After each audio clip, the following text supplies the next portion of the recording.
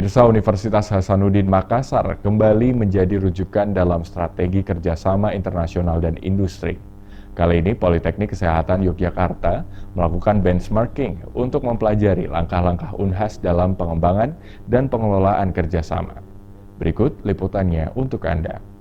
Benchmarking Politeknik Kesehatan Yogyakarta di Universitas Hasanuddin Makassar ini digelar pada Kamis 7 November 2024 di ruang rapat lantai 6 Gedung Rektorat Unhas. Kegiatan ini berfokus untuk mempelajari strategi Unhas dalam mengelola kemitraan internasional dan mengoptimalkan kerjasama dengan dunia industri. Selain itu, kunjungan benchmarking ini memfokuskan pada pengembangan kerjasama akademik seperti double degree serta meningkatkan peluang internasionalisasi bagi mahasiswa dan dosen. Wakil Rektor Bidang Kemitraan Inovasi Kewirausahaan dan Bisnis Unhas, Profesor Dr. Engineering Insinyur Adi Maulana ST MPhil, menjelaskan jika Memorandum of Understanding atau MOU yang ditandatangani Unhas telah meningkat pesat dari 100 menjadi 400 per tahun. Profesor Adi juga menegaskan pentingnya optimalisasi kerjasama bukan hanya sebatas MOU, tetapi untuk memastikan pula dampaknya bagi mahasiswa dan lulusan.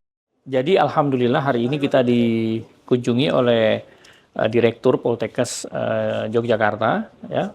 Mereka melakukan benchmark atau studi banding ke Universitas Hasanuddin, terutama untuk belajar bagaimana pengelolaan kemitraan yang ada di Universitas Hasanuddin. Nah, kita tahu bersama beberapa kali kita sudah terutama dalam bidang kemitraan, walaupun tentu saja kita masih harus memaksimalkan, tetapi dalam skala nasional kita sudah menjadi rujukan.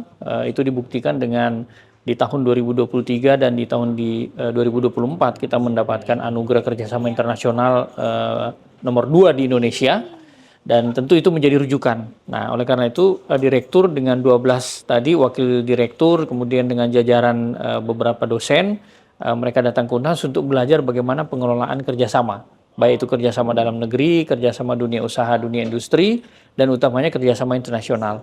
Tadi kita paparkan strategi-strategi Unhas, ya, yang tadinya kita hanya punya 2 konsorsium riset internasional, sekarang kita udah punya 14, ya. Itu strateginya seperti apa. Kemudian yang tadinya MOU itu mungkin 1 tahun itu hanya sekitar 100, kita udah bisa meningkatkan sampai dengan per hari ini itu ada sekitar 400 MOU. Kita target bisa sampai 500 di akhir tahun, tetapi kita juga menyampaikan MOU itu hanya sekedar pintu masuk.